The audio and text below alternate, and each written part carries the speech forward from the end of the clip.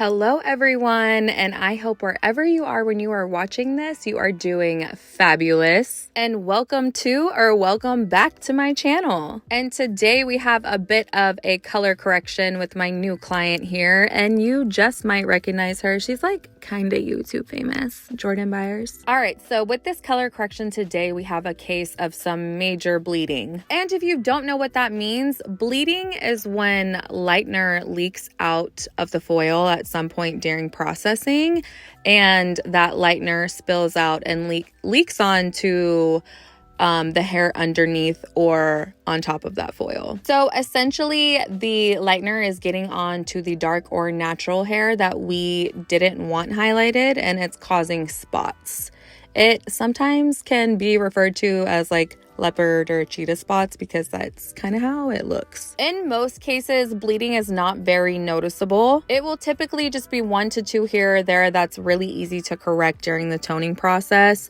But in some cases, it can be extreme. And although it can be super terrifying looking, bleeds can be super easy to correct. It's easily solvable normally with like a root tap at the bowl whenever you're toning. So in this case, we are doing lots and lots of heavy back-to-back foiling here. Now, a lot of people like to question me a lot of times on why I'm overlapping blonde. And I will first start out by saying I am under a ring light and I'm also under direct daylight. I have a big window in my suite, so everything on my camera appears lighter to you guys than what it actually is in person. So if you see me overlapping blonde, it's either 1, because there is previous warmth throughout that blonde, or 2, which is 9 times out of 10, the client's desired level is like off the charts.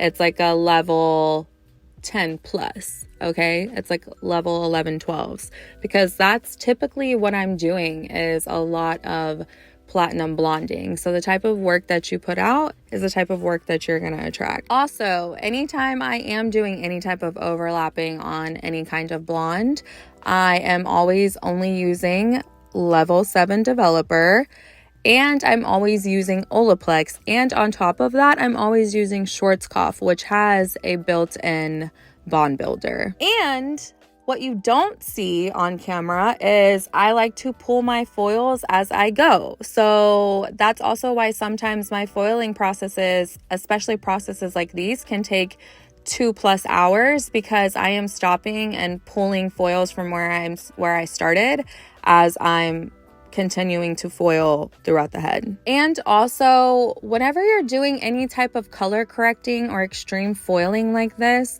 it's pretty much like physically impossible to pick out every single tiny strand of blonde hair. And anytime you're shooting for off the charts blonde, you're risking potential damage. It just is what it is. Like, everybody knows what comes with being a platinum blonde if you're really behind the chair doing those platinum blondes. Why do you think that Olaplex and bond builders even became a thing a few years ago? It's so we could push the limits with our blondes and get as least breakage or potential damage as possible. And I promise you, any color corrective or off the chart blonde clients are completely aware of the risks that they take whenever they push those limits to get where they want to be. And I'm not going to be mad at them for it. And that's why I do have a lot of blonding clients, because a lot of blonding clients do get turned down by other stylists because they are afraid to break the rules a bit, and I am not. So that's why I do a lot of blondes. And let's be real, this is why I gained the following that I have on TikTok, because I pride myself on being transparent about the industry and talking about a lot of topics that stylists like to be hush-hush about or act like doesn't exist. And you know what? If I have to deal with hater comments or people attempting to question me as a professional so I can relay real ass information, I will do that, because I know that there's more people that appreciate that, and they appreciate me speaking a lot of facts that a lot of people don't want to talk about. So call me the overlapping queen if you want to, honey, but I promise you my chair would not be booked 6 to 8 weeks out if I was not doing my people right, okay? And that's why it's important to preach at-home care, proper at-home care, professional at-home care to your clients, so they're taking the best care of their hair when they're going through these blonding processes. And I will always highly recommend the Olaplex system to any client or any stylist for any kind of at-home blonding maintenance. Olaplex 3, 4, 6, and 7 were game changers for me personally. Whenever I was pregnant with my daughter, they literally just like brought my hair to a whole nother level that I've just like never experienced. Now, right here in this section was kind of where the worst of the bleeding was. So I had to do lots and lots of serious heavy back-to-back foiling here. And Jordan actually originally expressed pretty much wanting to be full-on double process root to tip platinum.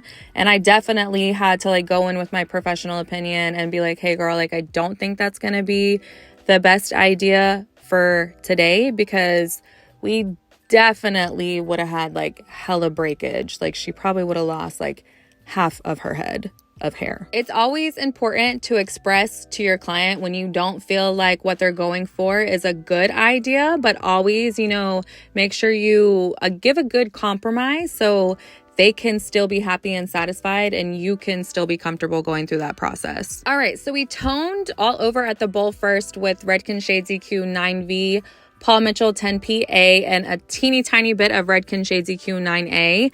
And then we did Paul Mitchell 6A and then 6NB. We're doing the root after because I wanted that root smudge to be a bit translucent, almost not there, but I still wanted to cover any other leftover bleeding that I may have missed and just give that a smoother grow out. Process that for 15 minutes and this is our final look. Thank you so much for watching, and make sure to drop your comments below on what tutorials you'd like to see on my channel. And if you'd like to see more raw, unfiltered content by me, make sure you follow my TikTok. And if you like this tutorial, don't forget to subscribe. Bye. Have a fabulous day.